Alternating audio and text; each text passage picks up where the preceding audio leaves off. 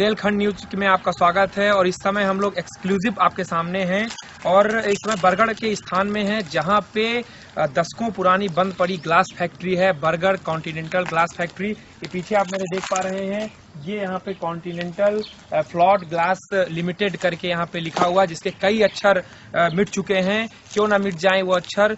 लगातार बुंदेलखंड बदहाली और सूखे का शिकार रहा है, जिस कारण किसानों को काफी समस्याएं करनी पड़ी है, लोग बेरोजगार हुए हैं। ये वही फैक्ट्री है जिसके बंद होने के बाद लगभग हजारों की संख्या में युवा रोजगार से विमुख हो गए और उस समय 50 हजार की संख्या में बताया जाता है कि लोग जो थे काम करने वाले, उनका रोजगार जो मिल सकता था वो ठप हो गया। ये फैक्ट्री शुरू ही नहीं हुई। अगर हम इसके इतिहास की बात करें तो सन 1987 में कांग्रेस की सरकार में राजीव गांधी जी ने शिलान्यास किया था इस फैक्ट्री का, और इसके बाद 1988 में इस फैक्ट्री का कार्य शुरू हुआ। तकरीबन कई साल कार्य चलने के बाद 25 से 30% कार्य पूरा भी हो चुका था फैक्ट्री का, लेकिन कई कारणों की वजह से, सबसे बड़ा कारण है उत्तर प्रदेश सरकार की असंवेदनशीलता। उस समय में इस सरकार की असंवेदनशीलता के कारण ये फैक्ट्री, जो बुंदेलखंड की एकमात्र ग्लास फैक्ट्री है, वो फैक्ट्री जो पाठा के लोगों को रोजगार दे सकती थी, वो फैक्ट्री जो दुख भरी कहानियों से बुंदेलखंड के किसानों मजदूरों को राहत दे सकती थी, वो बन ही नहीं पाई, रुक गई।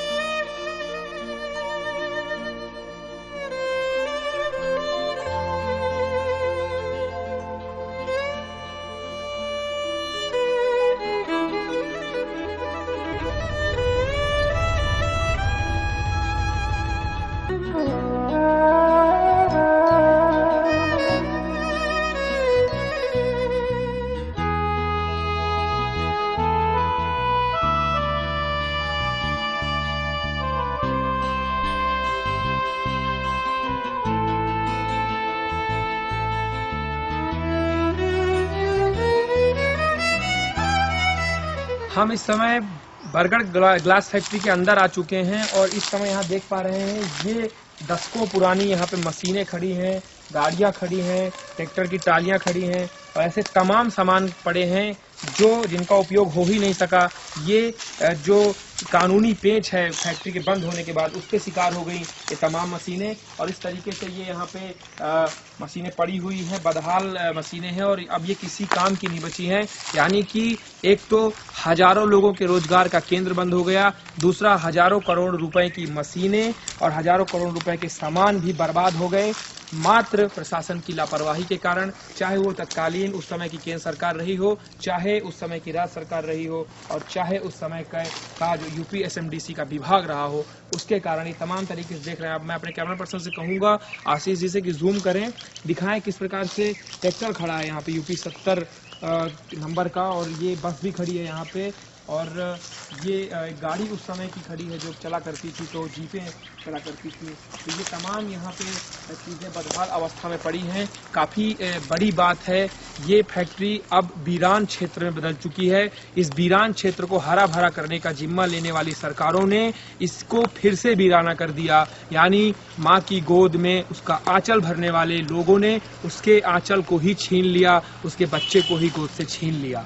आप लगातार बने रहिए, फैक्ट्री के अनसुलझी तस्वीरों को, अनसुलझे पहलुओं को हम आपको दिखाएंगे।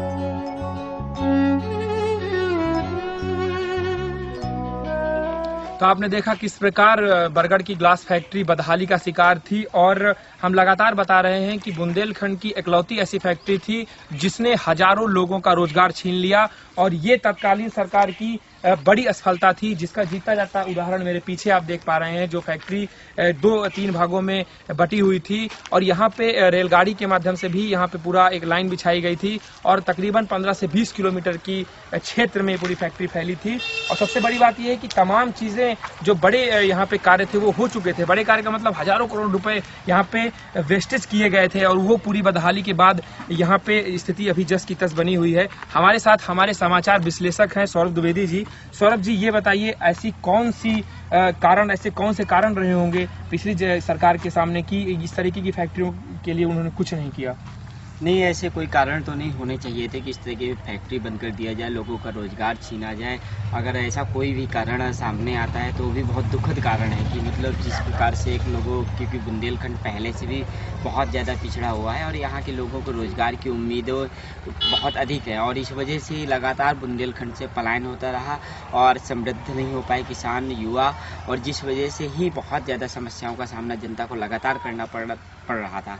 अभी भी सरकार अगर थोड़ी सी संवेदनशीलता दिखाती है तो ये काम आगे बढ़ सकता है, शुरू किया जा सकता है, जिससे यहाँ के लोगों को रोजगार तो मिल सकता है। आपको क्या लगता है किसकी गलती थी? ये तत्कालीन सरकार की गलती थी, केंद्र की या राज्य की, या कोई ऐसा कारण था जिसके कारण सियासी महकमा नहीं चाहता था कि बुंदेलखंड फिर से आबाद हो सके?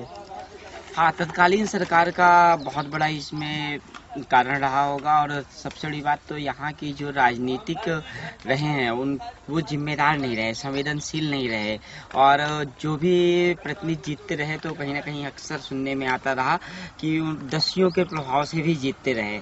तो जैसा मतलब बेटा होगा कहते हैं और जैसे कर्म होंगे वैसा ही कार्य होता है।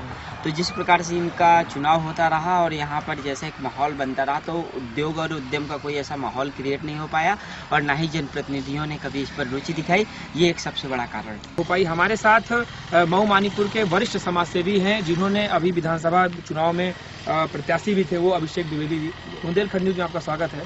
सर, ये बताइए, लगातार आप संघर्षरत रहते हैं तमाम मुद्दों के लिए, ये बंद फैक्ट्री कितना आपको कचोटती है? सर, अगर मैं आपको बताऊं तो ये हमारे क्षेत्र के लिए इतना बड़ा काम हो जाता, लोगों के रोजगार के लिए, लोगों की व्यवस्था के लिए, कि यदि ये फैक्ट्री बन जाती है यहाँ पे तो पूरा क्षेत्र में खुशहाली आ जाती है। लेकिन 1989 से ये फैक्ट्री चालू हुई और तत्कालीन प्रधानमंत्री राजीव गांधी ने इसे शुरू करवाया था, लेकिन उसके बाद उनके न रहने के बाद यहाँ पे पीवी नरसिम्हा राव जी प्रधानमंत्री बने और वो उत्तर प्रदेश को, यहाँ को तो छोड़ो, पूरे उत्तर प्रदेश को घोर उदासीनता में छोड़ दिया था। उसी का दुष्परिणाम ये हुआ कि हजारों लाखों करोड़ की ये फैक्ट्री और हजारों लाखों लोगों को जो जीवन देती वो ये फैक्ट्री, ये पूरी तरह से बर्बाद हो गई, पूरी तरह से ठप है। अब वर्तमान में नरेंद्र मोदी जी की सरकार है और हम ये चाहेंगे कि ये सरकार आके इस फैक्ट्री को पुनः जीवित करे और उसके बाद लोगों को रोजगार दे। और अगर ये ना कर सके तो जो कि 9 किलोमीटर में फैली है फैक्ट्री है, तो यहाँ लोगों के जीवन के लिए, रहने के लिए आवास भी बना दे। ये जमीन मुफ्त में बर्बाद पड़ी है 20-25 साल से, तो कम से कम इसके लिए तो कुछ करे।